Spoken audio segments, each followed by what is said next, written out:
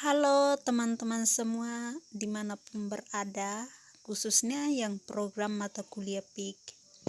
Di sini saya akan mereview jurnal. Sebelumnya, perkenalkan, nama saya Anastasia Keu, NPM 52170014. Di sini saya membuat video ini untuk memenuhi tugas proses industri kimia atau mata kuliah PIK.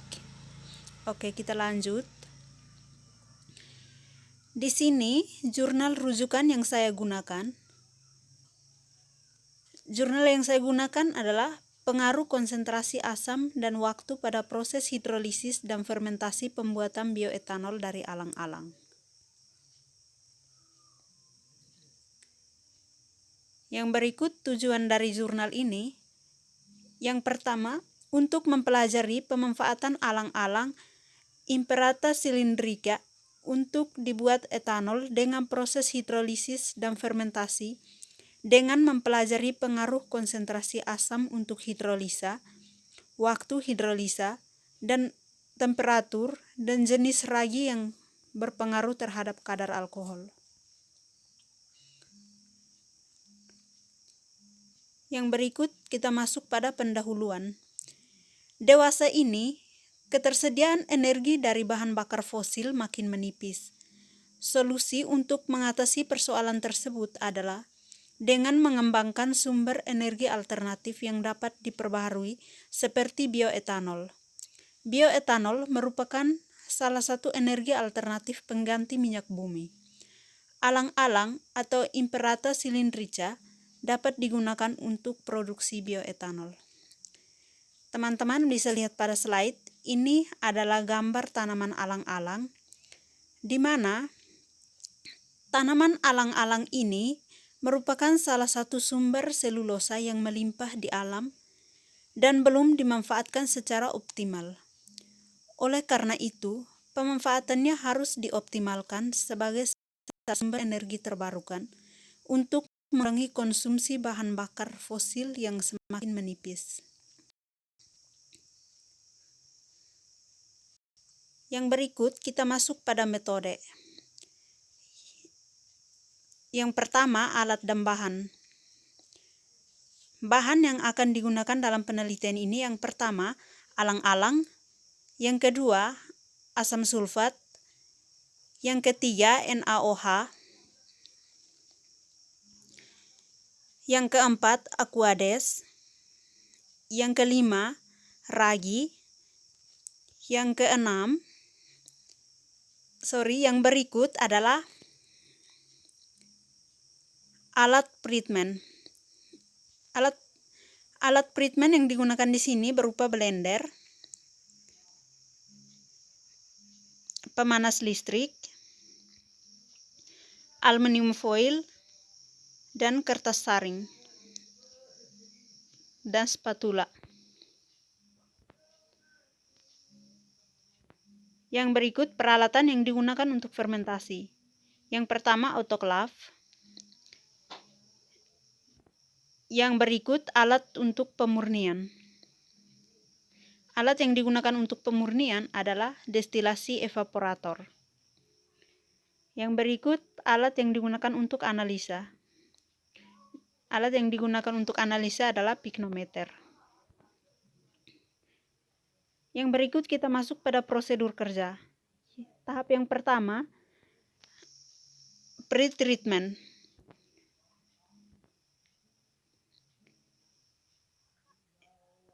Di sini alang-alang yang akan digunakan, tahap yang pertama, alang-alang dipotong-potong atau di blender dan dikeringkan di bawah sinar matahari. Yang kedua, menimbang alang-alang sebanyak 20 gram. Yang ketiga, sebanyak 400 ml aquades dicampurkan dengan 6 ml NaOH 4 mol sehingga didapat larutan NaOH 1,5%. Kemudian dicampurkan dengan kertas koran di dalam Erlenmeyer. Yang keempat, mulut Erlenmeyer ditutup dengan gabus, kemudian Erlenmeyer dipanaskan di dalam oven dengan temperatur 120 derajat selama 15 menit. Pada proses ini, lignin akan terpisah dari alang-alang sehingga lapisan selulosa akan terbuka, sehingga selulosa yang terkonversi menjadi glukosa akan lebih besar.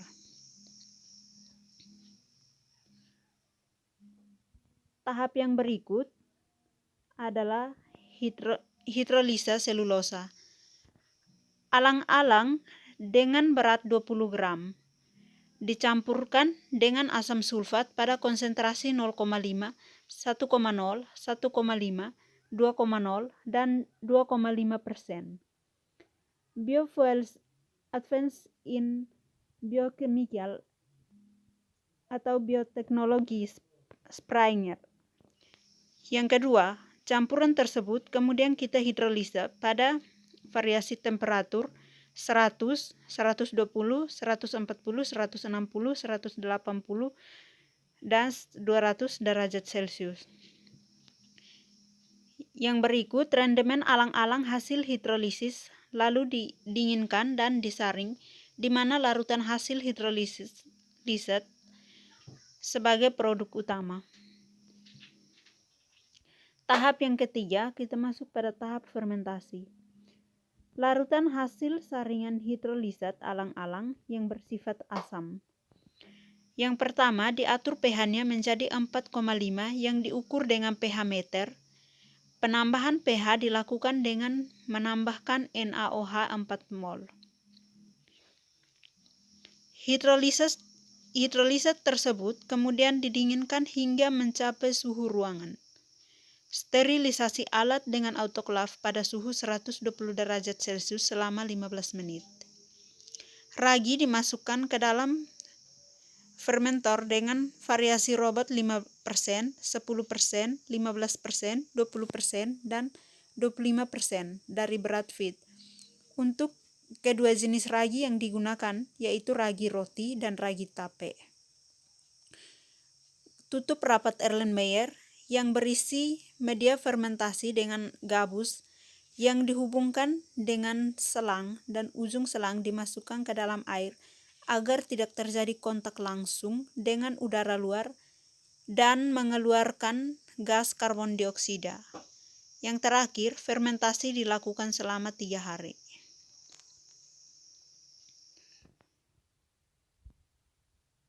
Tahap yang keempat, kita masuk pada tahap evaporasi.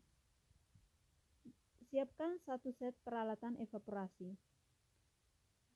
Langkah-langkahnya, yang pertama, masukkan campuran alkohol air ke dalam labu, kemudian pasang labu tersebut pada alat evaporasi yang telah disediakan. Atur temperaturnya 778 derajat Celcius. Dan waktu evaporasi yang dilakukan selama 5 menit, sehingga alkohol yang didapatkan akan menghasilkan kadar alkohol yang bervariasi. Simpan hasil yang didapat dalam botol yang ditutup rapat.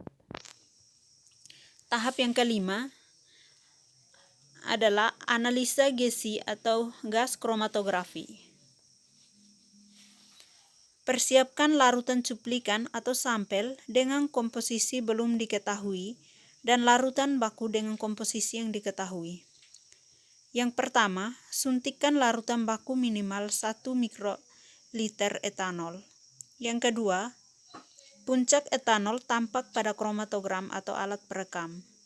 Yang terakhir, hasil analisa akan tertulis oleh integrator dalam bentuk laporan RT.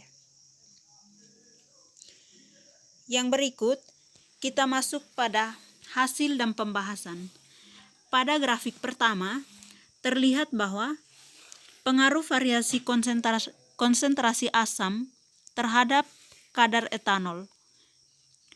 Pada grafik ini dijelaskan bahwa semakin besar konsentrasi asam sulfat yang digunakan, maka semakin besar juga kadar etanol yang dihasilkan.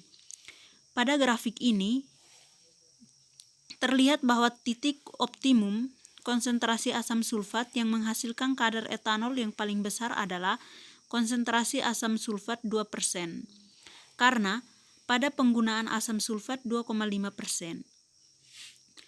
Kenaikan kadar etanol yang didapatkan tidak begitu jauh perbedaannya. Pada gambar grafik yang kedua, menunjukkan pengaruh variasi temperatur hidrolisis terhadap kadar etanol.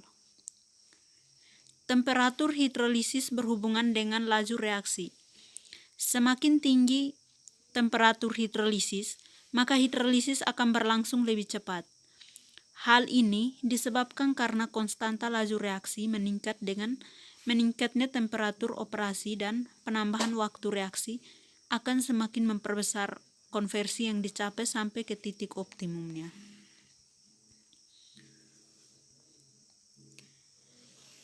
Gambar grafik yang ketiga menunjukkan waktu hidrolisis dengan kadar etanol. Dari grafik terlihat bahwa konversi selulosa menjadi glukosa sangat dipengaruhi oleh waktu hidrolisis, di mana semakin lama waktu proses, maka kesempatan selulosa melakukan dekomposisi lebih panjang, sehingga kadar etanol naik. Tetapi kenaikan itu sudah tidak begitu mencolok setelah waktu hidrolisis mencapai 120 menit, karena kadar etanol yang didapatkan tidak begitu bertambah secara signifikan.